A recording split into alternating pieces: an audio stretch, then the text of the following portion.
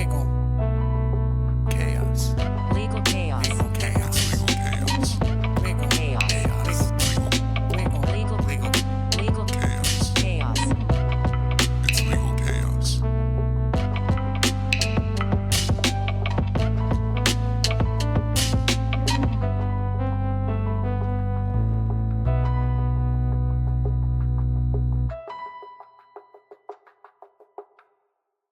Episode 1 of the Legal Chaos podcast.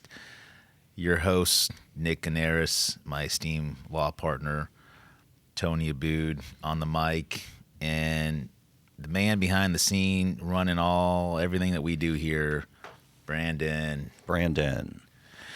You know, it could be 1.0. A lot of times when I go on a diet, I like to say, it's Nick, and it started off like 2.0 and 3.0, but I'm like in double digits now. Like I'm reinventing myself, so I'm like Nick 14.0. Depending which day you start that, right? Like It seems like I'm always starting at the same spot though. Overweight, out of shape, eating terrible food. Well, have you ever had some lemon pound cake, Nick? Let me tell you, I love, not only do I love lemon pound cake, I love the lemon pound cake song. You know who makes a good lemon pound cake? Afroman. And Afroman was recently on the news for winning a defamation suit against the Adams County Sheriff's Department because back in August of 2022, for whatever reason, we're not going to get into the details, the Adams County Sheriff's Office, they went into his home. I don't know if they had a search warrant. We're not going to go in the weeds, but they went in his home, kicked it down, and they do what they do best. They rampage the house to search for whatever they needed to search for. They kick everything. They look through CDs, and guess what? They found some lemon pound cake. All this was captured in his home surveillance, and guess what he does, Nick? He does what only Afroman can do, which is make a song about it. Da, da, da, da. So he makes a song about it, and obviously it just like anything else he does, it gets a lot of attention. He makes a video of it and uses the video from the home surveillance, and that didn't the good folks at the Adams County Sheriff's Office, they didn't like that very much, so they sued him for defamation. Sued him. Which is so interesting because it's like you sue somebody for defamation saying that, hey, you dragged me through the mud for things that are not true. And ultimately, when you sue somebody for defamation, you are actually bringing even more attention to it. That's right. It's crazy. And you're going to sue Afroman, and you know he's going to play it up as best as Afroman can. And he shows up in court. He's got a American flag, red, white, and blue suit. And all 4 days. All days. And actually, the celebrity Judge Hine, who's a friend of the firm, we love Judge Hine, longtime judge in Greenville, retired and now sits on a lot of interesting cases. So yeah, good man, great guy. And he I'm not sure why he got appointed to it. Maybe nobody else wanted to hear the Afroman case. But yeah, Afroman comes out on top, which I love. And the song the Lemon Pound Cake music video gets 3.8 million views. So as a defamation, it's a false and defamatory statement, and it causes damages. So I presume that the Adams County Sheriff's Department says, look, in order to maintain the safety and integrity of searches, you're saying false statements about us and how we go and conduct our business. In his defense, and that's why he won this suit, because they're all true. Everything. The jury found everything was true. Yeah. And it wasn't false. It wasn't false. Truth is the defense. That's it. So good for Afroman. Good for Afroman. Another hit single. You own the footage, right? If it's captured on your own security camera. Oh, absolutely. That's yours. Absolutely. And it's interesting that Afroman did this. We have cases all the time. I remember years ago It was actually someone who called me from out of state, and they had their house searched. Yeah. And police came in, and not only did they search the house, but they ripped out the security system. They damaged the house, and they caused a lot of monetary damages, which, as you look at it, could have been and really were unnecessary and really were more punitive to that individual. You can't lose sight. They're there, and if they gather evidence and it's evidence that they're going to use to incriminate you, that's one thing. Yeah. You may also have a claim against them for the damage. Most people don't sue for the damage because they're in hot water for what's been found. But in the Afroman, I think at the conclusion of the search, I may be wrong, but they didn't find any wrongdoings after that search. no evidentiary value of it. So he stuck it to him. Yeah, I don't blame them, especially if you have. It's one thing to search and as part of an investigation, but if you're damaging and ripping things out of the wall and eating lemon cake, that's when I draw the line. Don't touch my cake. So guess what's going to happen now? What's that? I haven't read this, but if you know Afroman, there's now going to be more part material Yeah, about the case and the verdict. that's right. And I can't wait to see what he comes out with. That's right. Might be a whole album. It could be a whole album, and I'm sure he's going to use, I'm sure there were video cameras in the courtroom and witnesses, and I think it's going to be kind of entertaining. And if you thought whoever was the legal counsel that suggested, hey, let's go sue this guy for defamation, they didn't think it out, and it's going to get even bigger, I think. Yeah, I'm not sure what we talked about the motive, but the likelihood of success when they have a video, they know what it is. So, Nick, as we've done here in I don't know, it seems like past 3 or 4 months, we talk about, we've posted videos on social media, kind of like the current events and why what's our take, and people comment, and for those individuals who are not. They don't have legal background. Sometimes it's just hard to comprehend the most common sense. And we did a lot on the Mangione case, and that's getting a lot of publicity. And just to kind of go through that, this trial hasn't even been scheduled, and there's 2 sovereigns. What? And you've done a ton of videos on this. What's important? Why are both sides battling for some of these evidentiary issues now?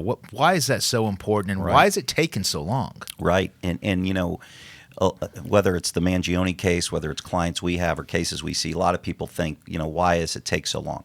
In this case, the stakes are high, right? Could be it could be a life sentence, and nobody, because of the publicity, wants to look stupid. And what people need to understand is when the sides are fighting over these evidentiary issues, they're fighting over the details of the case. And ultimately, when you go into a trial and each side is presenting evidence, if you can limit just little things, some things, different arguments, different opinions, different biases, that you can frame your case. It's like anything else. It's the preparation leading up to the trial that can win or lose that case. So, the defense wants to try to limit as much incriminating evidence as they can. They file these motions. They make a lot of arguments. They may lose some. They may win some. The state, they want to get as much of the good stuff in, and so they want to be meticulous about it too. And so to your question, I think the answer is simply what you see in that trial over a period of a week or 2 weeks or for however long this is going to last, it's all being framed now through these pretrial motions and decisions by the judge. I think, and that's a good point, I think a lot of times when people say my rights are violated, they think that they've got this little golden box. Yeah. That when they interact with police officers, whether it's Mirandai or whether it's an unlawful search, they've got this box and they say, well, look, they can't take that from me, or they've got to tell me this or there's a search warrant and the search warrant's bad and ultimately it's inevitable. I think that's kind of hard to comprehend. And this is what we have here. A motion to suppress is essentially saying that the defendant's Fourth Amendment rights were violated. Yeah. Violated because they searched personal property. Now, if you look at it from one side, it's common sense. Like, wait a minute, they looked in his bag. So what? Why? Who gives a shit? They looked in the bag and they found evidence. Now, the other side is, wait a minute, that's my expectation of privacy. Yeah. That's what we have protections in this Right. country. You just can't simply walk up. Law enforcement can't say, look, that guy, Nick, he looks like a suspect. He's got a green bag. Give me the bag. I have a hunch. Yeah. Today I've got this really good feeling because if we worked on non-suspicion, then everybody's rights would be violated. Then you'd have, anarchy, and you'd have law enforcement going into people's homes. Yeah. Going in their vehicles, seeing them out in public and searching items. So I think the safeguard of what defense lawyers do, and again, would you agree, and you've been doing this for 30 years, would you agree that winning these motions are very difficult? The motions are very difficult for the defense for a lot of different reasons, right? The decisions are made based upon what's called case law, which are prior court decisions. Yeah. So, imagine, I always tell people this, the Miranda case. What does Miranda tell us? Miranda tells us that you have to be read your rights. Why? Because people weren't read their rights and they would say things to incriminate themselves. They were tricked into making a false confession. Like Miranda's from the 1960s. Yeah. Okay. But the Constitution was written back in the Bill of Rights. It was all back in the late 1700s. Sure. So think about that for a minute. 1780, 1880, 1980, but then you're in 1960. So 100 plus years, we don't get that decision on Miranda for over 100 years. And those courts will say, hey, that's a good idea. Yeah. That's a good idea to let them know what their rights are. But the point is that what defense attorneys are doing is they're making these arguments to go back to, it's who cares? They searched. The guy did it. He's guilty. But you know what? Defense attorneys are doing it so that they can draw that line in the sand, not just for their current client, but for everybody else. Sure. Because if the government gets to look into the bag, if the government gets to open up a notebook and look in his notebook and there's no argument there, that means it's going to be okay in the future. And so it's that slippery slope. What comes next? So our rights that were written in the Constitution that we all have, do they become watered down? Do they become non-existent? Right? And so that's why those things are important. It's not just for Mangione and for his safety, for his case, for his freedom, but it's also for everybody else. So the people in comments, that we see, or people that speak to us, just casually and say, what big deal? The big deal is when they come for you. Right. When they come for you, you want to have the same protections and not Sure. the watered down protections. So it's a great question, and I think it's one of those things that people kind of get lost. They look at the big picture. Oh, well, we see it on video. He shot him. He killed him. Okay, now what evidence can they use, and why does that matter? Yeah. That's why it matters. It matters not just for him, but for everybody. And the standard is low on that. I mean, the standard is reasonable and articulate suspicion, which What's that mean? What's it mean? Water it down is like is it a reasonable? Is it articulate? And do I have a suspicion? Now Yes. that's higher than I think. I've got a good feeling today about this one. Yeah. And it's got to be, they've got to lay the groundwork. That's why it's so difficult. The standards are pretty low. The standards are low in terms of, search warrants as well.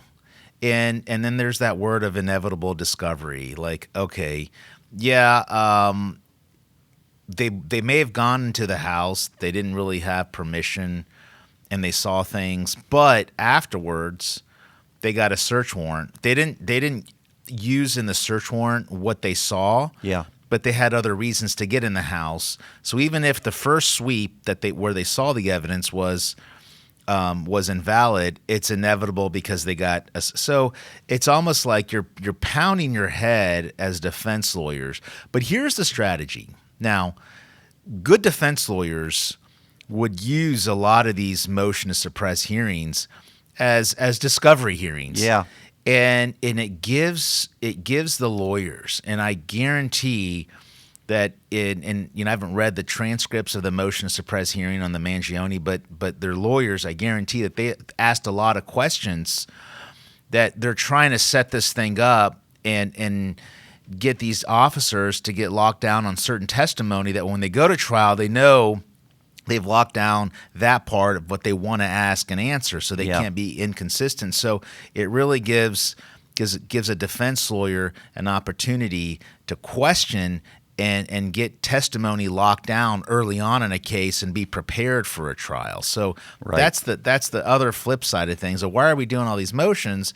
Well, one, it's your constitutional right, but two, as a defense lawyer, even if it's a difficult motion to overcome, and you know the judge is going to rule what they do, you still kind of go through it because it helps you in a discovery phase type of motion. So, I mean, I do those in the majority. You're not fighting anything frivolous, but a lot of the cases where there's evidence and there's an issue and it smells like, hey, something may have done incorrectly, I always file these motions and do them.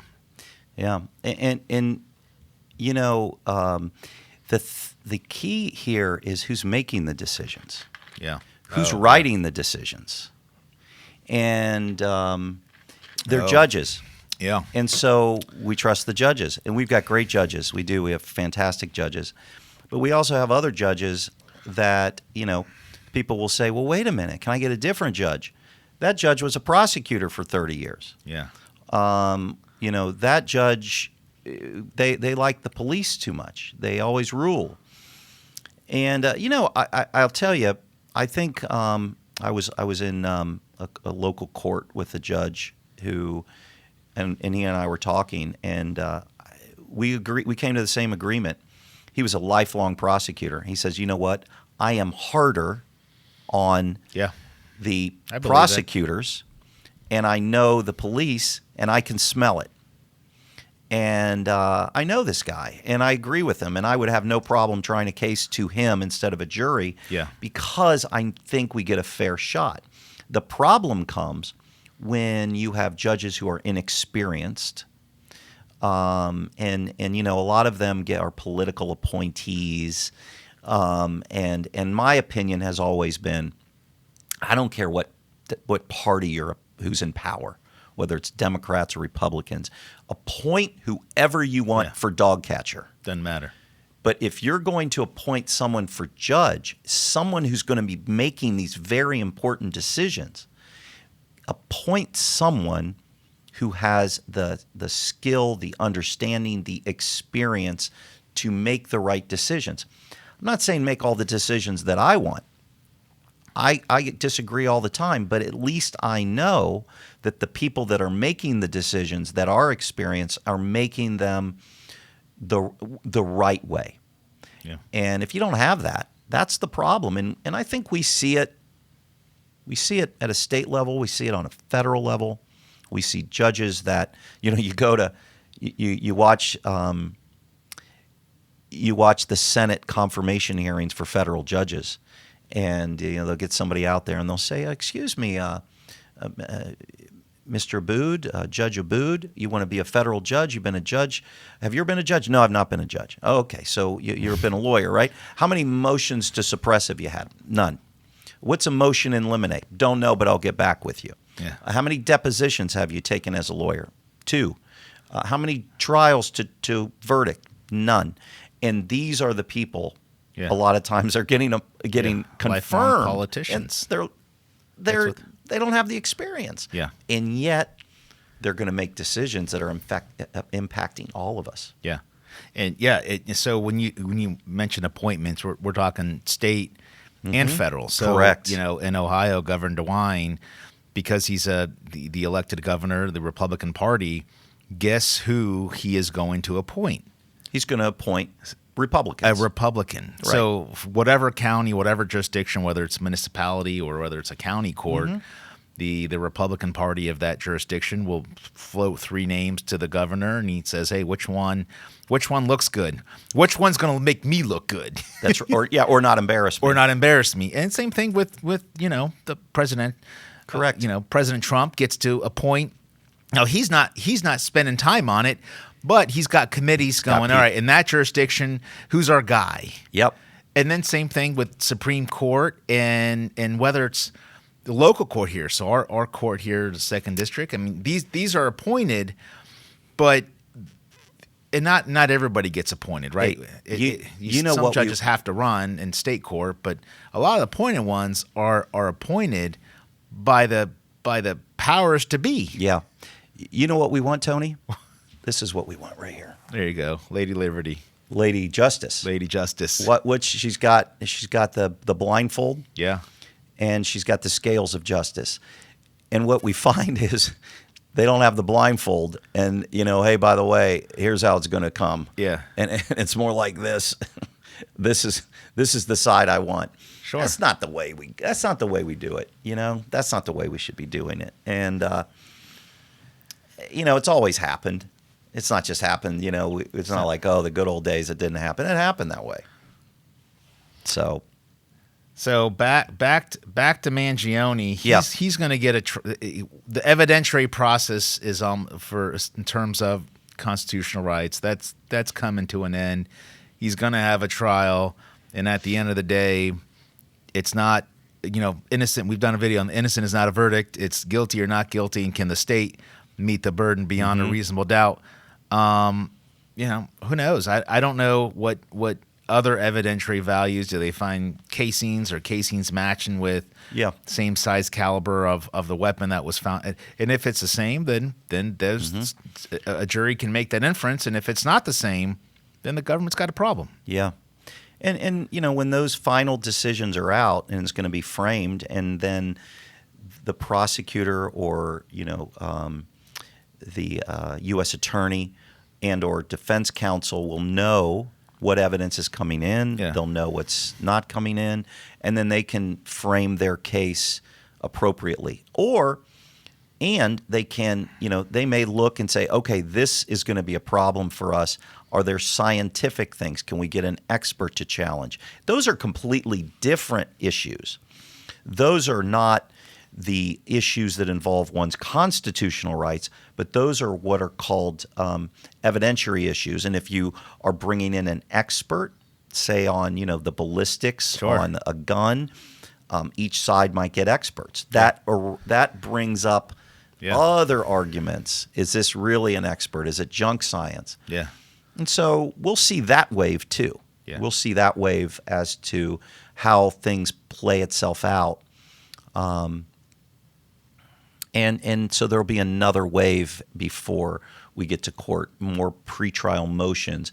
But we'll have moved past the constitutional right issues, and then they'll move on to more evidentiary issues. Yeah, I think the way that the government makes their case, they're going to have to go piece by piece. I mean, this trial may take weeks. There may not be a whole lot of witnesses, but they've got a lot of surveillance, and every officer that was involved, I think they're going to want to put testimony out there. So this thing could be weeks and weeks and weeks. Yep.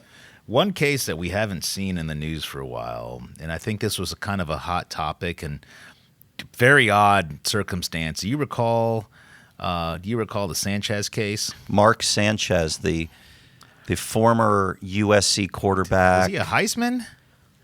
I don't think.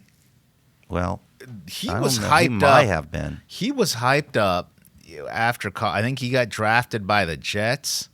Sanchez played with the Jets. I don't know if that's where he first started. He may have. I think he had a semi decent NFL career. Nothing great. He had a little more than a cup of coffee in the league. and then turned his talents into broadcasting. Sure, great looking guy. Great looking guy. And then I don't know. I think Fox was doing a game in Indianapolis. Yeah. I don't know if it was a playoff game. It was Saturday. I wake up and I see a video of Mark Sanchez getting arrested, and then as this thing unfolds, it's the most bizarre circumstance. Yeah. Where there's a video and he's out, and it's alleged that he has confronts a delivery truck driver, Beats the daylights out of him, or something. allegedly, and this driver. I don't know. He's back in the alley, and he goes in the. There's a video of him walking in the alley, and there's a video of him coming back in the alley, and he's got stabbed. So you're thinking to yourself, okay, Mark Sanchez got stabbed. He's a victim. And then plot twist, this elderly gentleman, it appears that he was, defending his life. Yeah. So that case has been dormant for a while. It's so crazy because we thought this is such an interesting case, and we're going to follow it because from our perspective, you're right. You've got this incident that happens. There's a quick call to judgment. This guy stabs Sanchez. Wait a minute. No, the allegation, it's kind of tables turned, and maybe this guy stabs him in self-defense because maybe the allegation Sanchez is impaired. He's drunk. Yeah. He's not himself, and that this guy's fighting for his life. And then it goes all silent. Disappeared. And I can only think that something is getting worked out behind the scenes. Of course. So if you're representing Mark Sanchez, right, and you're evaluating the evidence, and you're like, look, dude, you're still fit. You're still benching 250. Yeah. Right. You can beat the living daylights out of somebody. You're not going to be able to demonstrate that you're in fear of your life. So a jury's going to conclude that you're the aggressor, dude. Mm-hmm. You're his defense lawyer, right? Yeah. You see this. You're having conversation. What do you want to do, Nick? Well, what I want to do is I want to keep it quiet, like it's been kept. Yeah. I want to keep it out of the news. I want to. Not to mention, this guy's also suing Mark Sanchez. Right. So the civil case comes. Yeah. And now Mark's not only got a criminal defense attorney, but I'm sure he's got a stable of civil team. Defense attorneys. And, it's going to come like, well, wait a minute. Maybe we can work this thing out civilly. But, if my client's in prison or charged. You may not be motivated to I pay. I don't know. I mean, I hate to be that guy, but, I'd be naive to think that there isn't something like that happening. You're going to try to work it out. You're going to try to work it out. Try to work it out, and maybe you again, you're not. Maybe you resolve the civil case, and that puts a better smile in somebody that was just attacked. Yeah. A lot of times when you're talking about individuals who are victim of crimes, there's, some of them want to see their assailant, be sentenced to a very long time in prison. And sometimes that's not enough. Sometimes it says, hey, look, maybe they just need to get some help. And sometimes it's monetary. And you just never know. People's opinions change, their mind changes, their heart changes. So I think that's going to be interesting. So it looks like he's being defended by Voiles, that Jim Voiles guy, and who, just like Luigi Mangione, he's another sort of like celebrity defense attorney. Yeah. I know he's done Mike Tyson, Pat McAfee, other bigger names like that. Yeah, Tyson's case was in Indiana too, where he served prison time. Jim Voiles is his name. Is he out of Indianapolis? I'm assuming. I think so. Right, yeah. Yeah. So how do you guys feel about that? Because I know, a lot of these celebrities seem to get these attorneys that only represent celebrities. I don't know if they just represent celebrities. I think, you try to find a good defense attorney. And what does that mean? That means somebody that knows their way around the ballpark, right? They know the players, they know the courts, they know the legal system, they know how to work cases publicly, but they also know how to work them behind the scenes. And it's not just what the evidence is showing, but you also have to be able to read the room a little bit. And I think some of these guys know how to do that. They know how to work the media. Right. So, yeah, I mean, you're talking about a lawyer that's got a lot of experience, not just with celebrity cases, but has built that reputation by representing people, zealously and doing a nice job with it. That's how a guy like Mark Sanchez gets to somebody like that. Sure. Who am I going to? This is the guy you go to. Yeah, I'm sure it's vetted, and he says here's 3 lawyers that you should talk to. Sure. I mean, sometimes we'll get a call for something and somebody has a area of law that we don't do.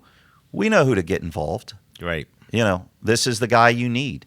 You're in Cleveland. Let's get you the right guy in Cleveland for that. You're in Austin, Texas. We've got somebody for you. Whatever it's going to be, we'll find somebody for you. And that's how lawyers will do that. Well, we're gonna stay on top of that, and to stay on top of that case. Yeah. Until anything new develops. Yeah.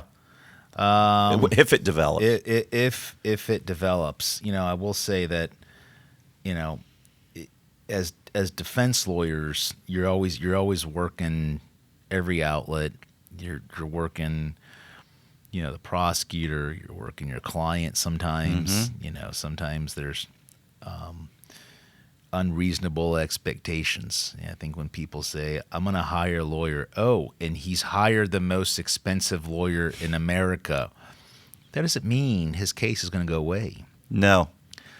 Doesn't matter how much you pay for a lawyer. I think people think that, part of it is I want to make sure my lawyer is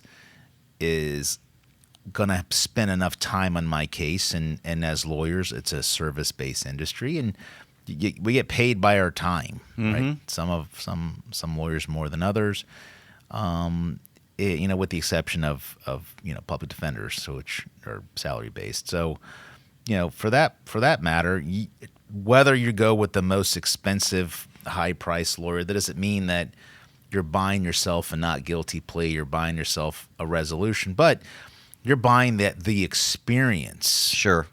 Of what that lawyer, the holistic defense that you're going to get. And he says from the media, from the way that, he communicates with prosecutors, he may know, the civil side of things. You're really getting a team. You may be knowledgeable on how to handle self-defense cases or, dealing with experts that deal with GSR and ballistic comparison. You always want to know. And this comes with experience. So younger lawyers obviously have a disadvantage because they just don't have the experience. When I was a younger lawyer, I didn't know what I was doing. I mean, it takes years, and it says that's why it's called practicing law. Yeah. So, yeah, great. He's a quote-unquote high-priced lawyer, but that's because he's earned it. His experience afforded him the opportunity to say, I'm gonna limit my practice. I don't have to do 500 cases a year. Sure. I can do 200 cases a year because I'm experienced enough and people are paying me for my time and I know how to navigate through this process. And, for younger lawyers who are learning to practice law, it's learning how to do 100 motions to suppress. How do you handle cross-examining police officers where you know that they may not be 100% truthful? How do you get through that testimony? Yeah. And if you haven't done enough of them and you're not experienced enough to do them, or you know how to read an expert report and figure out how to cross-examine or even hire your own expert, then you're inexperienced. So I don't know what this guy's resume is, but I'm assuming that he has experience. Yeah. And I think it's important to say one thing, and I say this to people all the time. People will say, well, I need to hire a lawyer because I only have a public defender. Yeah. And I say to people, let me tell you something. There are a lot of lawyers you can hire. Yeah. There are a lot of lawyers that you could hire for a lot of money, and they're not worth a damn. Absolutely. And there are a lot of high-priced lawyers that I would never hire, and I know of public defenders that I certainly would have represent me because they're excellent lawyers. Yes. So it doesn't necessarily matter.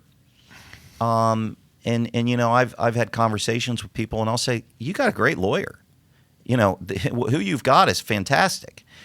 And they may be private lawyers, they may be public defenders. So it's just like anything else. It's like, are all doctors or all, are they? No, you want to find the best. And some of them are going to be a lot better than others. So, the idea of just hiring a lawyer doesn't necessarily equate to you're getting a good lawyer. What advice would you give for somebody that, one, doesn't know a lawyer, right? I think the general public does not know a lawyer. Correct. Right? So yeah. for them, every now and then you get, well, my friend of a neighbor knows a guy that I trust that I may be able to call to get a referral. Yeah. Right? So you've never been charged with anything, whether it's a DUI or a traffic offense or a criminal offense or whatever. And you don't know any lawyers. Mm-hmm. What advice would you give someone in order to find the right person for them to represent them? What advice would you give? Wow. And it's something I think is personal to me and you, which is we've had these conversations before. First of all, I would, if it were me, I would explore the people that I know that know good people, especially if it's outside the scope. Wait a minute, I need a cardiologist. Who do I need to go to? Sure. And then once you go to those people, you do your own research and you figure out who can do the best for you and you talk to them. I mean, I've walked out of doctors' offices before and I'm like, there's no way this guy's going to treat me or my family member. Yeah. And what I try to tell people when they call me, they will say, I'm in a panic and I need to hire somebody. I said, that's great. I've got no doubt that I can help you. But you've got to make sure that you're comfortable with us as well, right? You got to make sure, because I don't want you tomorrow to say, oh, did I do this impulsively? These are important decisions, right? Yeah. These are decisions that we make that, if and when you need a lawyer, you want to make sure you make the right decision. And so you got to do your homework. And I think one of the things that we do is we speak to people and we speak honestly with people. And, a lot of people go and they call a lawyer and they say, well, this lawyer promised me this. Yeah. I say, if they promised, you go with them. Get it in writing. Get it in writing, because I'm not promising you anything other than the fact that I will work my ass off on your case. Yeah. But I can't promise you a result. And people want that. And I get it. I want to go to a doctor. Hey, look, I don't want to die. I want to make sure that when I leave, you've operated on the right, part of my body. I want that lawyer to be honest with me and open with me, and not to give. I think it's a disservice when you have lawyers that say what they want to say just to get you as a client. Yeah. So, to answer your question, the answer is do your homework. Yeah. Trust people that know. And also have communication. Like, I can tell sometimes, this might not be a good fit for us. Sure. I don't think, and when you pick a lawyer, are you going to trust their advice? Yeah. So, there's a lot that goes into it, but you got to do your homework, and you got to know that they're skilled and they can do the job for you. And then they're not just giving you a line of crap to get you on as a client. Yeah, I don't have a problem with a lawyer being confident. No. That doesn't, you should be confident and you should say, well, this is what I've done and this is how I've handled. But I think the caveat is every case is different. Mm-hmm. Your case is different. And if lawyers are promising I won't say the word guarantee, but if they're promising a result without looking at any evidence, that to me is almost like malpractice. It is malpractice. It's unethical. It's unethical. Just like a doctor can't diagnose you over the phone. Mm-hmm. You got to see them. You got to sit down. You got to answer questions. You got to do blood tests. Now, what we like to do is look at discovery. Mm-hmm. You got to look at all the evidence, because at the end of the day, the burden of proof, Nick, is on the state of Ohio. Right. So I always tell my client, like, I appreciate everything you're telling me, but just hold that thought, because sometimes, one, you're going to tell me something I don't want to hear. Yeah. Or two, we want to hear exactly what the government, what the state is using to try to charge you with this. Yeah. And based upon the face of that, we may look at it and say, well, they're not going to meet their burden on this. I don't need your help. A lot of times, I mean, our clients, they don't testify at hearings for a lot of different reasons, and we could do a whole episode of why should you testify, not testify in hearings. But a majority of our clients do not testify. Yeah. And part of that is they're facing trial, they're nervous, the psychological aspect of it, the amount of pressure where you're in a courtroom and everyone is looking at you, a jury is looking at you, and then all of a sudden, you're asked to it's just too much pressure. Yeah. There's too much. You may say the wrong things. You may, you get subject to cross-examination, and you may go down a rabbit hole that you may not like, even if you didn't do anything. Mm-hmm. So I would also, I'm a big review guy. All right? Sure. So if I'm in a new town or if I'm visiting, I'm searching reviews. You want to go to a good Italian restaurant. You want to go to a good, get a good pizza. Yeah. You're looking for the reviews, right? Looking for the reviews, or if I'm buying a new product, I'm just a review. You know what? I don't care if somebody wrote a fancy article about Nick Gounaris. I don't care about that. I don't care that he does a podcast or he's been a super lawyer. I don't care about that. But I do care what people who have had experience with, now whether it's a referral, like a friend or what have you, or what that person who had an experience with you and took the time to say some words, positive or negative. Sure.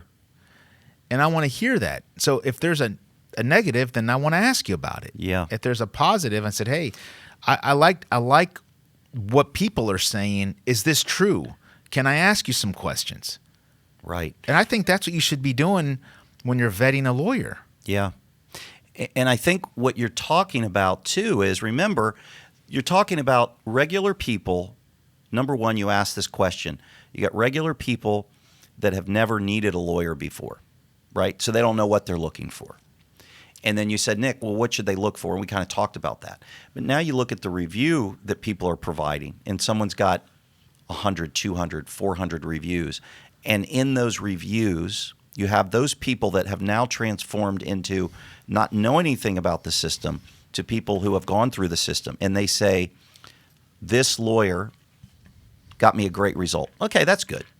Or they say, not only did but I felt like a human being. Yeah. I felt like they took the time Yeah. to explain things to me. I felt comfortable. I felt like I understood what was going on with my case. And I felt like they handled things in a way that was what I expected. So then what you've got there is you've got people who start off with, well, I don't know what to look for. And reviews, as long as they're legitimate reviews, Yeah. it's a great place for me to begin, just like you, for anything else. So I think there's a lot of merit there. I think that I wouldn't say that that's the end all. No, of I course think you not. still have to do your homework, but it's a great place to start. So what if somebody is consulting with you and say, hey, what if I just defend myself? Can individuals who are charged with, whether it's a traffic or criminal offense or even a civil case, unless you're a corporation, can they defend themselves? On a criminal case, can someone defend themselves? Yeah. Without a lawyer? Without a lawyer. Without a law degree? Without a law degree. Absolutely, they can. Okay. They can absolutely represent themselves. What are they called? They are called pro se, Yeah. meaning it's a Latin term like that they're by themselves. Yeah. And they've chosen not to. Now, courts will say, wait a minute, are you sure? And they say, oh, yeah, I'm sure. And it's like, well, I'm going to give you this piece of paper. I want you to look at it, and I need your signature on there because I don't want you coming back Yeah. when this case goes south and say I didn't know. you know you have the right to legal counsel, and that's a smart thing to do. What is the old saying? Was it Abraham Lincoln when he was a practicing lawyer? Was it him? And he said, a person who defends himself as a fool for a client. A person who represents himself has a fool for a client. Okay. Meaning you can't do it that way. Yeah. And I would say, even lawyers, they need to get a lawyer. Yeah. Right. You don't want to do this yourself for so many reasons. So many reasons. Right. So, yeah. And we see people. And, everybody now with ChatGPT. Yeah, they want to be lawyers. They want to be lawyers. They want to make their arguments. Yeah. And they file a piece of paper, and the judge says every case that you cited is wrong. Is incorrect. Has nothing to do with what we're talking about. Yeah. You lose. Hey, look, it's a free country. This is America. You can represent yourself. I can probably perform a surgery on myself too. I'm not going to. Yeah, I've put a Band-Aid on my cut finger before, but I wouldn't go as far as trying to do any sort of stitches or. Have you ever helped anybody remove a bullet without? I can't say that. I mean, it's on my bucket list, and I can't say that. I can't say that I've done that. Help a friend get a bullet out without going to the hospital. What other headlines are out there, Nick, that we can characterize as being legal chaotic at the moment? I have a question for you guys. Yeah. So you guys were just talking about representing yourself. What if your lawyer quits on you? Did you guys hear about Nick Reiner? Alan Jackson is no longer defending him. But the reason is not known publicly. So I know. You know the reason? Absolutely. What's the reason? Well, we love Alan Jackson. First of all, I love Alan Jackson. I think he's a great lawyer. Does a great job. Seen him in the Karen Reed case. He did a fantastic job. And he got on the Reiner case real quick. Look, do I know? I don't know. But the thing has to be, it's either Can we put a disclaimer? We can put a Brandon, big, can we put a just disclaimer? Put a big disclaimer. This is opinion, and this is not. It's not a fact. It's not a fact. It hasn't been confirmed, and we're just giving a guesstimation. There's an old saying in the legal industry, and I can't remember what case it was. I think it was in Matthew McConaughey, and he did Lincoln Lawyer. Oh yeah, and he's in the courtroom in Lincoln Lawyer, and the judge says, "Are you ready to proceed?" And Matthew McConaughey looks at the judge and he says, "Your Honor, I'm not. I'm going to ask for a continuance." Well, why is that? Well, a key witness, Mr. Green, hasn't showed up yet. And what McConaughey is saying, because he just had a conversation with his client, says, "I haven't been paid."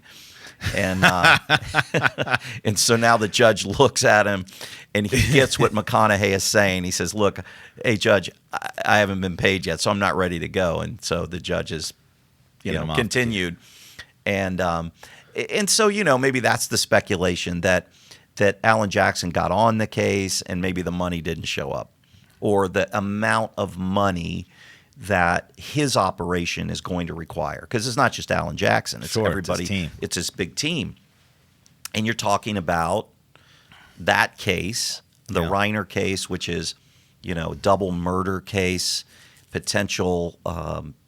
It's a year. It's a year's worth of work. Oh, at least, and is it? I can't remember. It's maybe a not guilty by reason of insanity, or is it's it? a year's It's worth. a death penalty. I don't think they have it. Maybe they do.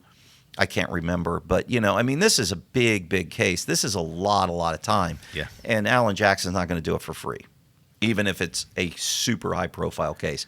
So when he comes out, Brandon, and he says, I can't do it. And what happened is the case was taken over by the public defender's office. Oh, okay. So that's the read. That's the tell. Okay, That's the tell. Yeah. So because another reason lawyers get off cases, and it could have been. I mean, part of my mind is maybe his client told him something that he didn't want to hear. That's going to minimize, Sure. What people don't realize. Okay, and I'm going to go off topic for 30 seconds. When there's an attorney-client privilege, right? So whatever clients tell us, so help us God, stays from tongue to cheek. We cannot repeat it, right? Now, if a client says, okay, I'm accused of this, and here's how I did it, and he gives you a handwritten 2-page letter and saying, this is how I did it. So you're saying that your client admits that he did the offense. He committed Correct. the offense, right? He committed the offense. Now, you as a lawyer, you can't advocate and go to trial and say, or put your client on the stand and start asking them questions that is contradictory to what your client already said. Right. You're perpetuating a perjury. Yep. You know it's false. Yep. So part of that is I tell my clients before we go into a full detail of whatever you're accused of, let us get the discovery first. Correct. And then we'll dive into that, and then I'll ask the questions. Yeah. I'm going to quarterback this thing. So part of that case, I thought, okay, well, did he get off because of money? Did he get off because his client may have said something that's going to prevent him down the road, 6 months down the road? Yeah. He may learn of the conflict in the first 2 days. And lawyers, no matter how much money they get paid, they should get off the case. Right. Because guess what? 6 months down the road, you're like, oh shit, I can't put this defense. Yeah. What did you know? When did you learn about it, counsel? Well, I learned about it 6 months ago. Yeah. Why don't you get off the case? Yep. Because my client hired me. Yep. And I think Alan Jackson, there was a conversation perhaps on the record or under seal. But, you're right. If your client says, hey, let me tell you how I did this, but I'm going to take the witness stand and I think we can fool a jury. You can't do that. You got to get off. Under that scenario. Correct. Right. But the other part of it, Tony, is this, which a lot of people, and I think the strategy that you employ is the right strategy for a different reason. And I think that it's important for you as a lawyer to develop a relationship with your client. Of course. And so when your client comes in fresh, they don't always tell us the truth. They may not always tell us all of the facts, or they may leave some of the facts because they think that if I don't tell my lawyer this, maybe he'll work harder for me, or maybe he's going to do this for me. Yeah. Or a lot of different reasons. Or they lie to you. Yeah. And then it's hard for them to come back to the truth after they lie to you. So what you do, which is right, they say, look, let's time out. Let's get the discovery. Let's get let's find out what the allegations are, and then let's have a conversation once we have that. And during that period of time, let's us get to know each other a little bit better, so that we can have a better working relationship. Because if we have a good working relationship, then I'm going to do a better job for you. But I don't want you to manipulate me. And a lot of times when you've got a new client and maybe the allegations, maybe the charges are sensitive. Maybe there's something that they might be ashamed of. Maybe it's something that they've never talked to anybody about before. And so that is an immediate wall that they have, and it needs a little bit of time to come down, and so that you can develop that relationship. Because once you tell somebody a lie or a half-truth, it certainly is harder to come back from that than if you say, let's get to know each other. And by the way, I want you to know something. I know that this is going to be difficult material for you. I believe that you might understand I'm not here to judge. I'm here to help you. Yeah. And so once we develop that rapport, that becomes better. So you're right. You can get off if the client wants you to do something unethical. You can get off if they haven't met their financial obligations. You can get off if they tell you they want you to get off. Sure. Maybe that's what the guy said. Look, I don't want you to represent me. Maybe. But maybe Alan Jackson didn't want him to say it, Yeah. But you know what? He gets a public defender, which is the trigger there for me and you to say, well, he didn't have money to begin with. That's what it is. Yeah. That's what it is. And going back to, I I think one thing that a lot of things bother me, but we're talking with respect as it relates to building a rapport with a client. Sure. Right. I think that one thing that bothers me, and we've seen this, we've gone to court. A lawyer would walk in, and he'd look in the courtroom, and he's like, John Smith, and that's the first time he sees his client. And I'm thinking to myself, holy shit, you're in court. Now there may be a circumstance Sure. where it's a last minute thing, but there are lawyers that don't meet with their client. There are lawyers that have no idea who their client is. Right. They don't know their criminal history. They don't know his family. They don't know he's got kids or she has kids. They don't know if they're on medication. I mean, all these factors. Before you get into a case, learn who your client is. Yeah.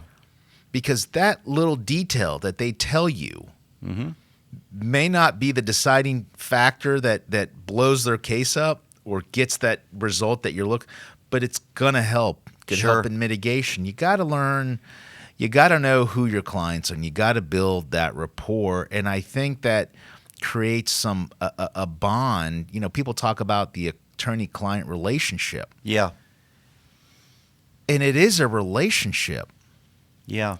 I don't think doctors have now, with all due respect to doctors, right? Sure. I don't know how much time they have to create a relationship with their clients, with their patients. Know them as well as they might. Because they're, you ever go to a doctor's office and they're stacked up.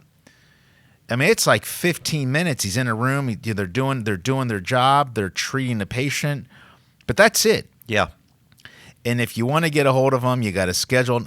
So there isn't an opportunity and a time to build a relationship. And I think as lawyers, we have that opportunity to build this attorney-client relationship. Yeah. And the most important thing for lawyers to do, for young lawyers who are learning this, of course, be confident. You want to go to court, you want to know the law, but know who your clients are first. If you build that rapport and that trust, then the case, as you get processed through a case, your client's going to trust you more. And I don't want to say this word in a derogatory way to clients, but lawyers should have some client control. Yes. And part of that is lawyers should be able to tell their clients the parameters, the strengths, the weaknesses. Clients have to trust their lawyers. Ultimately, it's a client's decision as to what they want to do. But clients tell me all the time, my life's in your hands. I trust you. Dude, I take that to heart. I know they mean that sincerely because we got to know each other a little bit. Yeah, that's what's needed, right? And the reason they get to that point is because you put the time in with them, right, to get to know them. Earn that. People aren't just going to say, I trust you because I saw your ad on TV or on the billboard. Nope. It's because you get to know them. Yeah. So that's a really good point. That's exactly what it should be and the way it should be. Yeah. Unfortunately, that's where lawyers, a lot of them, don't spend the time, and that's where I guess the lawyer jokes start. Right. Right. Have you guys been keeping track of any of these sports betting cases? That died down. I mean, we had that started off with FBI gambling. What was the title? Operation. Not Slam Dunk. It was. Did a video on it. Nothing Nick. but bet. Nothing but bet. Nothing but bet. Yeah, you got Chauncey Phillips and Terry Rozier. Mm-hmm. I find that incredible, but I gotta believe now there's the these AI, there's the mechanisms to be able to see the different bets. Yeah.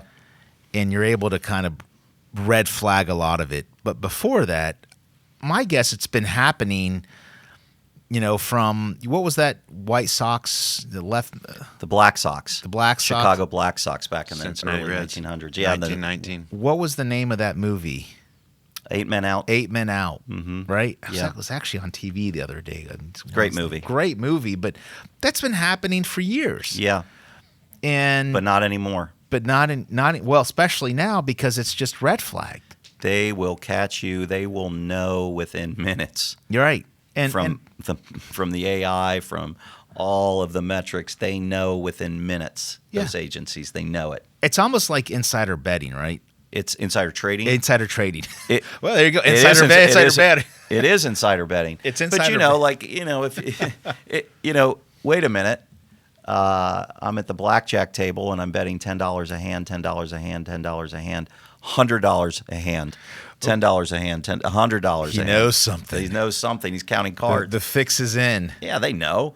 And a typical, say mid-major basketball game or a typical weekday NBA game is probably they know the metric for how much is regularly bet.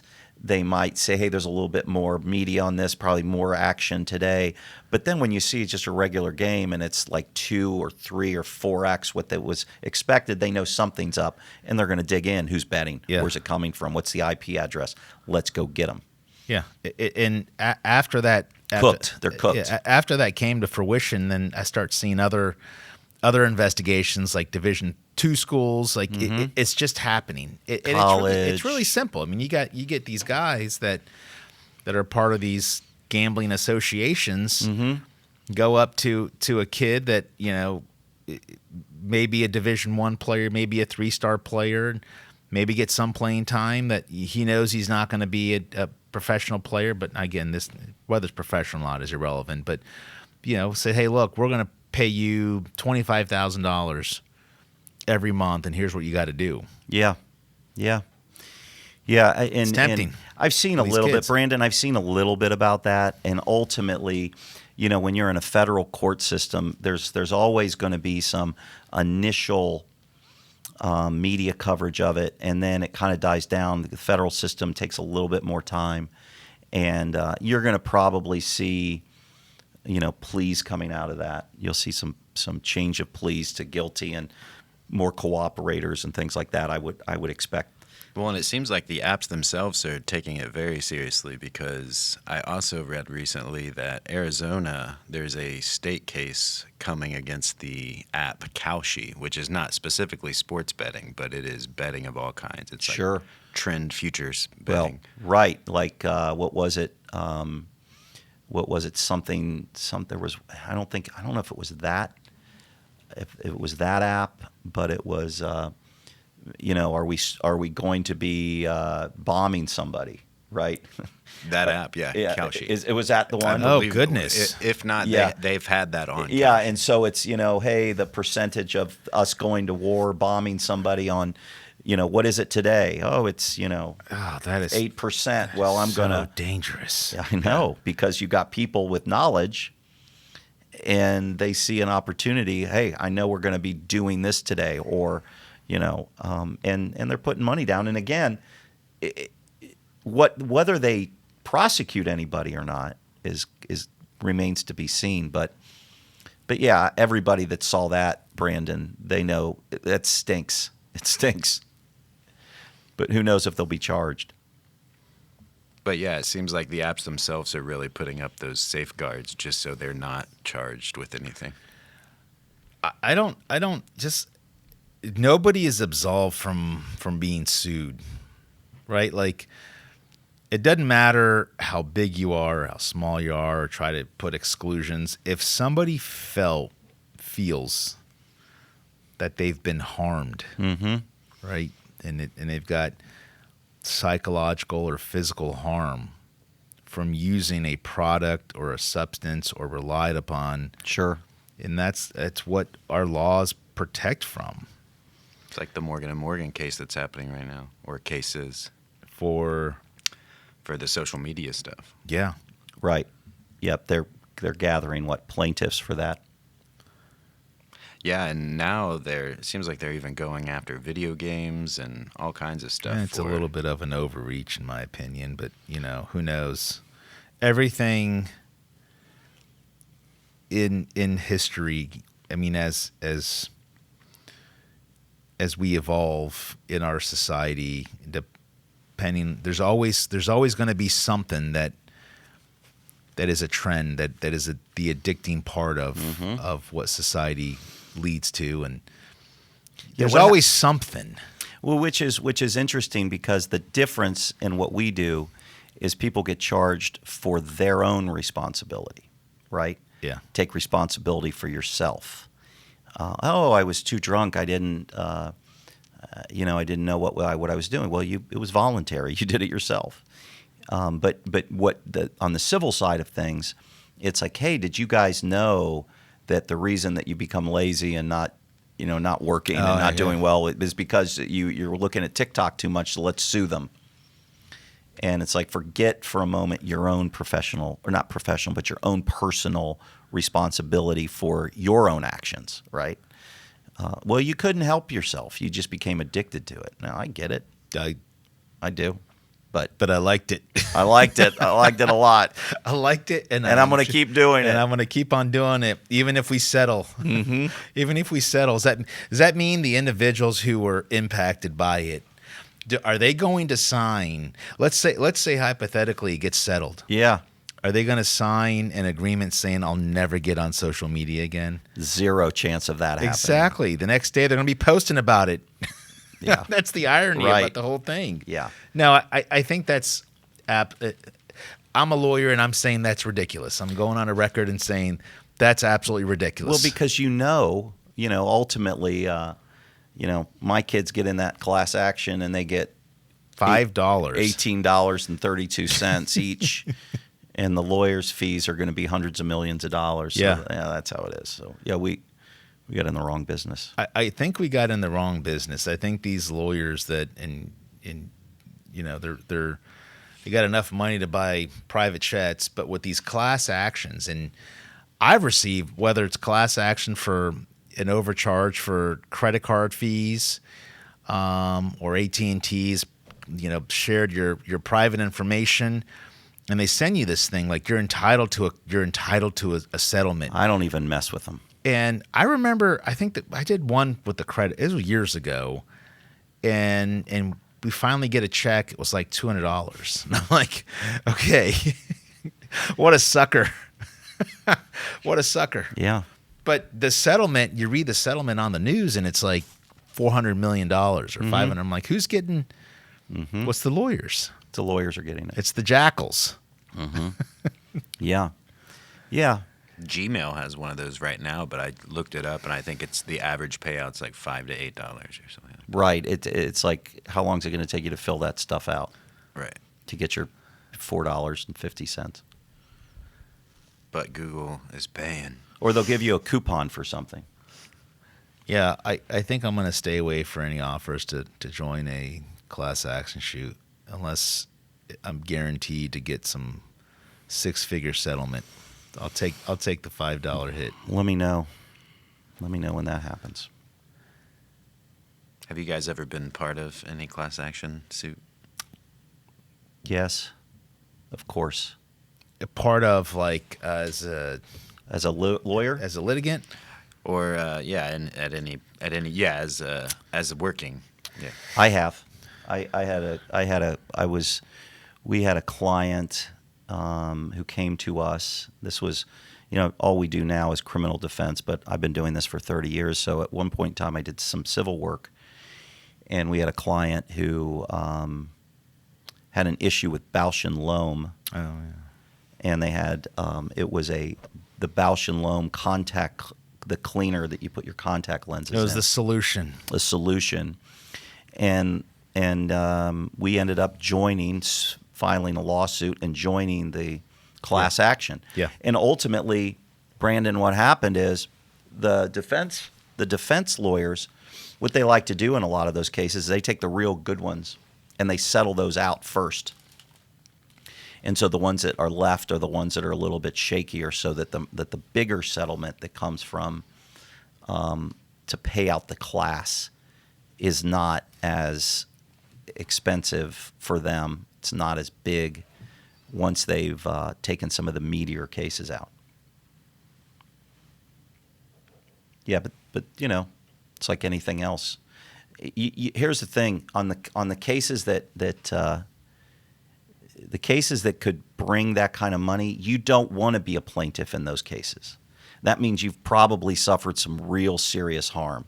It's not like, oh, by the way, I bought some shoes and my arches hurt, so now we're going to sue the shoe company for, 80,000 people have, bunions or have, bruises. It's serious injuries.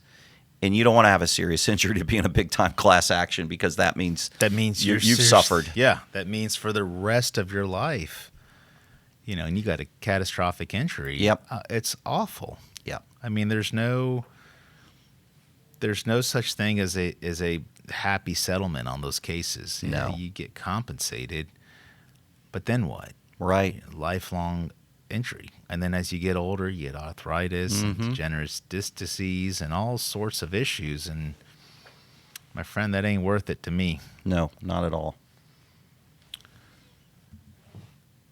Are there any other headlines that the Legal Chaos team wants to opine on today?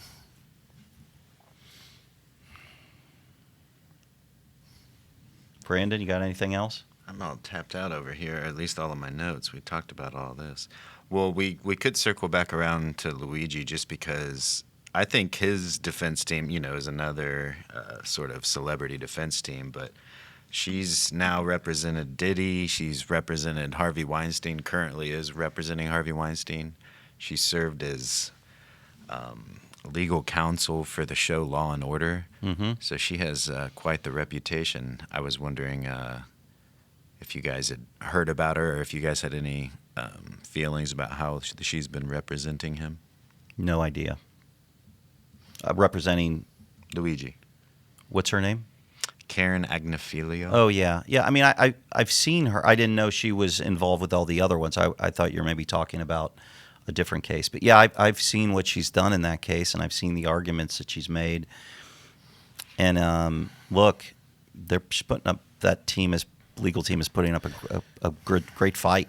They really are putting up a great fight as it relates to the decisions. I mean, it's going to be, like we said earlier, it's going to be interesting to see what happens next as it relates to once the issues regarding evidence are done and see where things go. But yeah, I think that they've been representing him very well.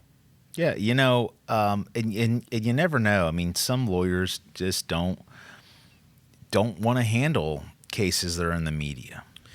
And that's difficult, right? I mean, you walk out of court and our experience is, the local news, right? Sure. So, yeah, it's a camera, maybe one individual with the camera with the mic, or maybe you may get somebody that's conducting an interview and a camera pointing right at you. You have to know what to say and to say it the right way because it's being recorded and you're going on the record. Yeah. Now, with that case, this is national, if not world attention. Mm-hmm. And she's got news stations from all over the world. Yeah. They're all over the country. National news stations. Sure. ABC, Always. CBS, all the syndicates. Not only do you have to look good, right? Come on. You do. You got to look good. Do you guys remember Mangione's lawyer, the original lawyer that represented him in Pennsylvania? I don't know if I... And he was the guy... Again, it was early on, and all he did was the extradition aspect of it. Sure. And they ended up waiving extradition, and they agreed, all right, well, look, I'll waive it, and I'll go start pursuing these allegations and defending these allegations in New York. But they kept on interviewing him, and he kept on going on the cameras. And he kept on saying, well, and they asked him their opinion. What do you think about this? What do you think of the gun? He's like, look at my hand. Look at my hand. What do you see here? Nothing? Nothing? I have zero evidence. Yeah. Right? Yeah. It was almost comical, but that's because he just doesn't have the experience. He doesn't have the decorum. You got to look polished. Yeah. Right? Almost Yeah. like you're filming a Law and Order show. Yeah. And there's a handful of lawyers, right? Yeah. You got to get up. You know you're going to be on the camera. Everybody's got their eyes on you. Yeah. And you got to know what to say at the right time. And then and that's before you're in court and you have to know what to say to the judge. Sure. Whether it's a jury, whether you're talking to a prosecutor. So the amount of focus and attention to detail Yeah. that goes into a high-profile case like that, it's from everything from the moment you get up, knowing that you get out of your car and you've got cameras on you, and there's going to be people that are going to be opinionated about you, Yeah. that are not going to say some nice words about you. And there are going to be people that are going to say, well, hey, this is what you should be doing. The amount of pressure Right. for that case, just setting aside the publicity side of it, it's still a murder. She's defending that type of case. So that, and we've done those. Those are high caliber cases. You have to look at every piece of evidence. You have to be spot on what you say. On top of that, you've got this lens. When you're walking out of court, there's always a camera. One, aesthetically, you want to look sharp because you want to look sharp for your client, for your case. And number two, you have to know what to say to the camera. So I'm impressed. There's Yeah. a handful of lawyers that I think you could do that the right way. Yeah.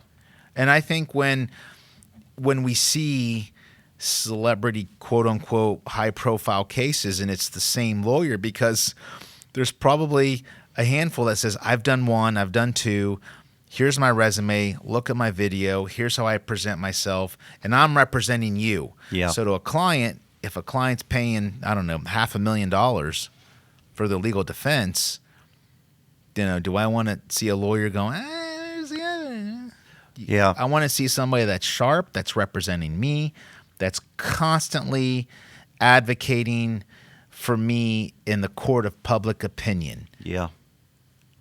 and the court of law, of course. But I think there's a handful of lawyers that can do it and do it well. Well, the other side, and the reason that there's not that many lawyers, you go back to what most people would say would be, like the OJ case, when you had a team of lawyers. Oh, an all-star team. Right. Unbelievable. But, even, when Alan Jackson is representing, this big case in Massachusetts and there's other lawyers involved, or in the Mangione case, what you see is like the iceberg. You see what's above the water. What you don't see is below the water, which is the team that is involved, whether there are other lawyers or whether there are staffers, whether they're people that are compiling the discovery, doing the research, doing the writing. You have a whole team of people.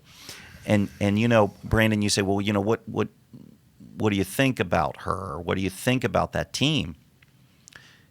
The difficult part of it is many of these lawyers that are involved in that, they have to shut their practice down. When I say shut their practice down, what I mean is they're focusing so much time, so many resources, and that's why that legal cost can be so much. Yeah, it should be. Yeah. I mean, if you're shutting your practice down.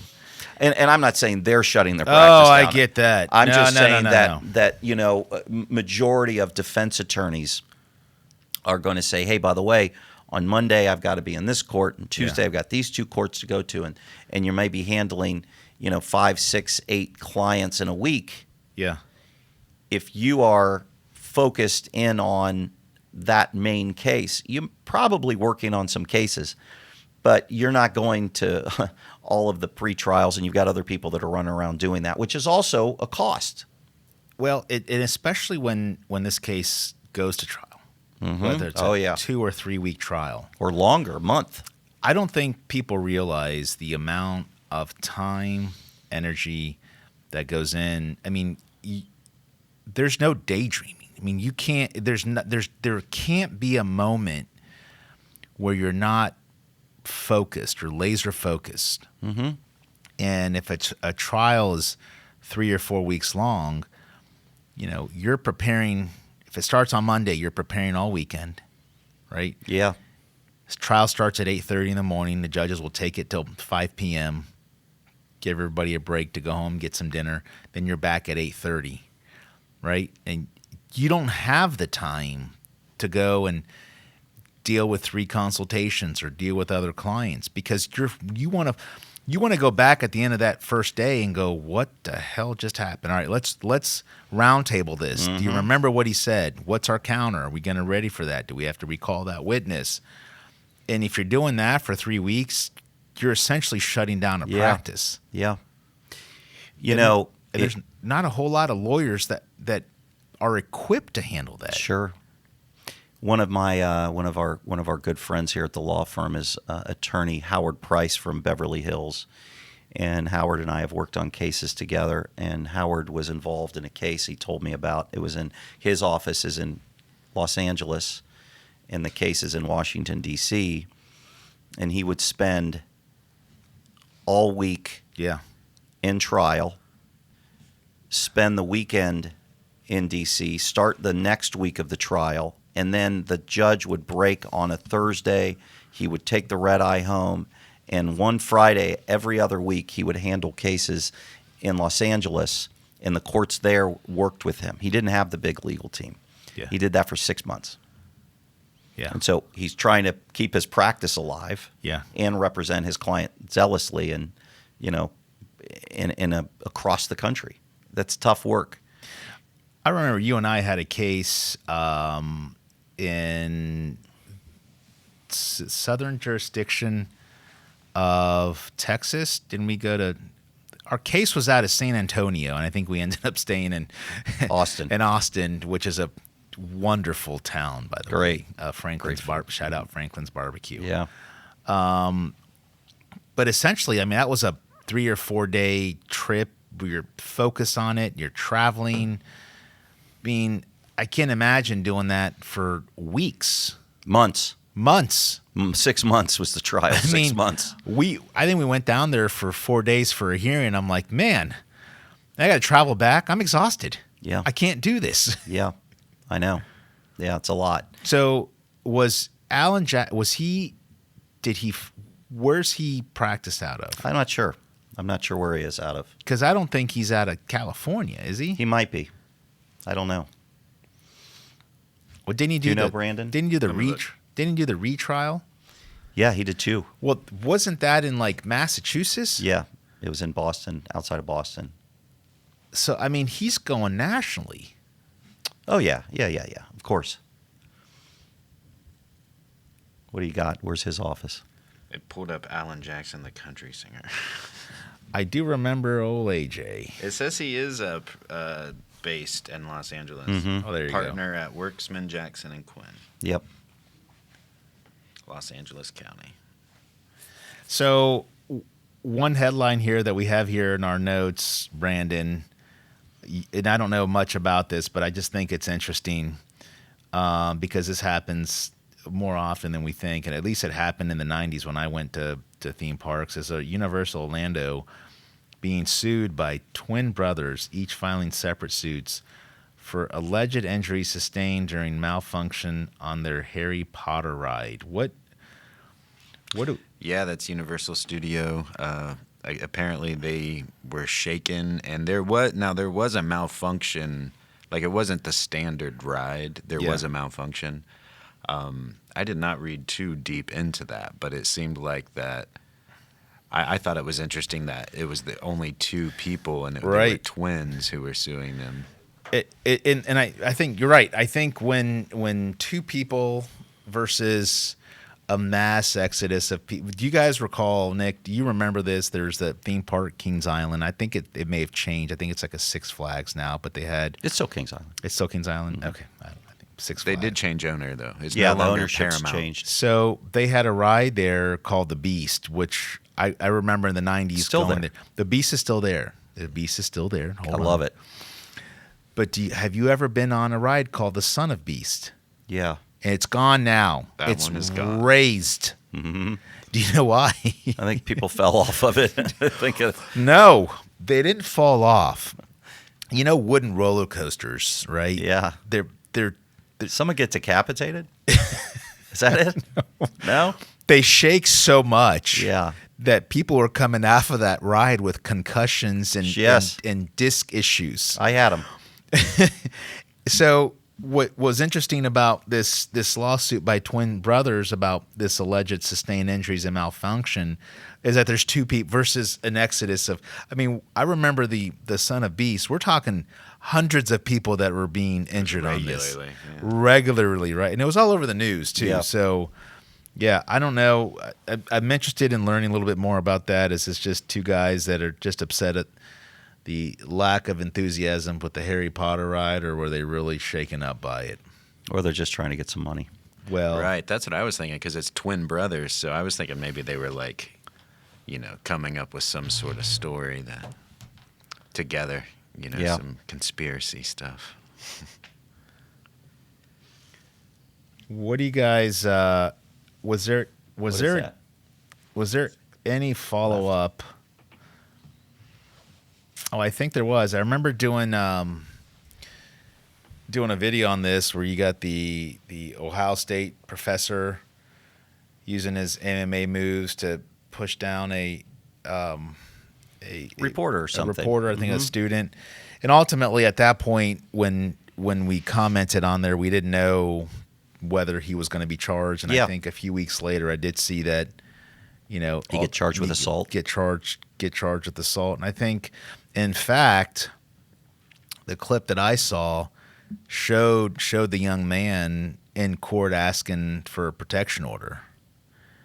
I just thought that case was so interesting because you have an institution of higher learning, and there's just so much that you could have done to de-escalate that. And nobody likes a camera. Nobody, and this is the trend now, and it's troublesome. It is disturbing to me that I see these videos of influencers.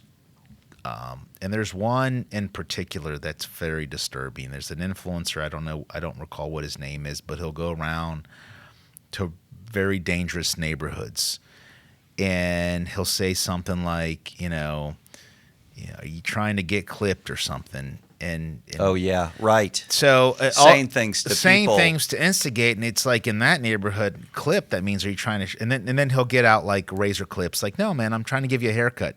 It's a joke. Well, I don't think that's a joke, and I think we're so conscious of people trying to make content. And we Yeah. did a video on Jack Doherty when he's, down at Miami Beach, and the officers are saying, well, no, and he's making content. So the flip side of it, I get the professor took the kid down, but at some point,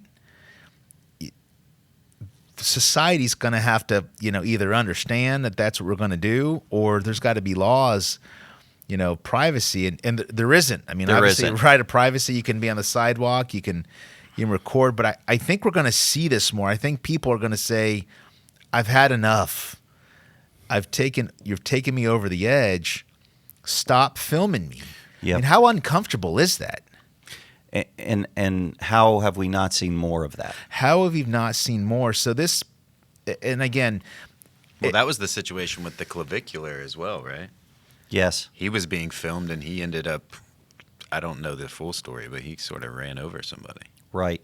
He thought he was in his vehicle. What kind of car was that? Was it a Lambo or something? I thought it was a Tesla. Tesla? Yeah, Truck? Tesla truck, right? possibly. Yeah. But yeah, Tony, you're right that like people are getting fed up with Yeah. everything becoming content. it's not a defense to I mean, unless somebody's trying to cause you harm, then you can claim self-defense. But people are tired of it. Yeah. And I think from that video, the clip of that professor, you can tell there's a sense of frustration, and you just get agitated when you tell somebody, can you stop filming me? Can you stop Right. filming me? And they're not. It's almost like you're being attacked by a camera. It's exactly what it's like. It's shame. And- It is.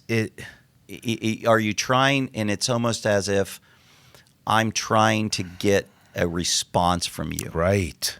And the response I'm getting from you, it's because it's going to be good content. Right. But you got to make sure that the person is stable. Maybe they're having a bad day. Maybe you just push them gotta over be the careful. edge. And someone's going to get hurt. It's going to be bad. And the defense is going to be, this guy's an ass. Yeah. He's in my face. You do the same thing. I'm wondering if there's going to be legislation about using potential self-defense based upon, somebody being more than antagonizing by virtue of a phone. This isn't a weapon, but yet this device can ruin people's life. And you know what? I bet I can hold this in front of you and agitate you, and you'd be so agitated that you want to take it and throw it. People are getting tired of it. So we have no laws. I haven't seen one. Well, let me ask you this. When do you make this? Maybe it's not much of a stretch. Yeah. But when do you make this argument? We have harassment. You have telephone harassment. I'm going to call you on the phone. Stop calling me. Yeah. He kept calling me. That's it. Now you get charged with telephone harassment. He's harassing me. Isn't that a form of harassment? Isn't that at some point in time? And I get it. Well, we're on a public street, so I can do what I want in my space. Yeah. But the argument where it becomes maybe actionable is you can do what you want, but now it's impacting me and affecting me and harassing me. Nick, I think what you're trying to say is, can it be an affirmative defense? Not self-defense, because you can't use that. There's no way that would make sense to me ever. I'm saying, Can it be an affirmative defense, like adequate So if you have felonious assault, and this is Ohio, so standards are in Ohio what I'm talking about. In Ohio, felonious assault is a second-degree felony, right? Yeah. Now, if there's offense called aggravated assault, which is could be a lesser included. It has the same parameters of cause or attempt to cause serious physical harm, but there's got to be adequate provocation. So if you can prove right. that you took me to the edge, now you're still going to be convicted. Yeah. But it's not the serious one. But there's what you're saying is, which is the way I'm going the opposite way. What you're saying is, maybe that person now has their level of whatever they did is mitigated by the other person. What I'm saying is the person that is creating the menace, the person that is doing it, they're now draped in this freedom of it's public and I can film and do what I want. But what I'm suggesting is, isn't that and can't that in and of itself constitute a direct harassment of me? Yeah. Okay, but how does that relate in the context of you holding that at me? Sure. And you're harassing me, right? Yeah. And guess what I do? I'm gonna pop you in the face. Okay. Right? Yeah. I wouldn't do that. I wouldn't do that Well. in real life, but I'm gonna pop you in the face. Yeah. And so I'm suggesting down the road, if we're seeing a lot of this, can there be a potential the statute changing? Is there an affirmative defense, an adequate provocation? Because you psychologically you kept on coming at me. I think what you're doing is you've just created it. There it is. You've just created it. Okay, so legislatures, in different states, think about this. Do your homework. Think about these scenarios. It's happening. It's causing people to have an emotional breakdown. Put yourself in their position. you're walking around, you're at the mall, you're with your family, you're at dinner with your family, Yep. and somebody. You know what's going to stop? You know what's going to start it? Just what you said. It's going to be created by the politicians because right now that's happening to them. And so they'll say, "Wait a minute, I don't want that to happen anymore. Now I'll make it." They're Yeah. not worried about me or you or the school teacher Sure. or the college professor. They're worried about themselves. That's when it'll be legislated. Yeah. Well, I mean, it's kind of happening to them. Yeah. They've got people to do their work for them, right? Mm-hmm. A lot of these celebrities and these high end politicians, they've got bodyguards, right? Sure. There's security that would Get away from me. You're too right. close. All the athletes have them. I mean, I've Mm-hmm. seen you've seen videos on Messi. You've seen his bodyguard. This guy Runs out onto the field. guy, yeah, and he's tackling, but he's getting in the He way is. of like He tackles. 10-year-olds. Stops them. Stops them. Well, because he doesn't know. Well, I mean, he knows, but his job, and he takes it seriously. I love that Takes guy. I it love those really videos serious. where he's running out there and he's sprinting Yeah. to save Messi. And typically, Messi will say, "Let bring the that kid dude over." will take a bullet for Messi. Yeah, he will. But anyway, that's my take on it. I think down years from now, I wouldn't say years. I think it's going to happen sooner than later. I'm calling it here today. This episode right here, there will be a future law that is going to talk about some sort of self-defense or affirmative defense to maybe a simple assault. Now, you can't beat the shit out of somebody, but if somebody's not stopping and they're going to say, well, I've got the right, I've got the freedom to record you. I'm on a sidewalk. I got the freedom to record you, and I'm following you. And they're 5 or 6 feet away, and they're not stopping. Or, you know what these youngsters are doing? What? It's the live feeds. Right. Was it, Brandon? Can you go live on TikTok or live on Instagram? Twitch is live where they on do it. Twitch, right? And you're walking around. You got 5,000 followers, and all your followers, everybody from your neighborhood, right? And I'm following Nick Gounaris around. I want to see if Nick Gounaris can get a reaction. And then Nick finally takes that phone and throws it in the ground and cracks it and punches me. And I'm going to say, I'm going to call the police. Well, how's that? So again, I'm just throwing a different spin at this Yep. thing. I think, for people that do receive the recording in of that, to be able to just swallow it and walk away, all the power to you. I haven't been in that situation yet, but I know it's coming. Yeah, it's coming. I know it's coming. I'm hoping that I'm just going to be cool about it. I hope you are too, because I don't want to have to represent you. The legal We don't want- chaos defense. The legal So with chaos, defense. Yeah, good stuff. Good stuff. Thanks for listening, everyone. Thank you.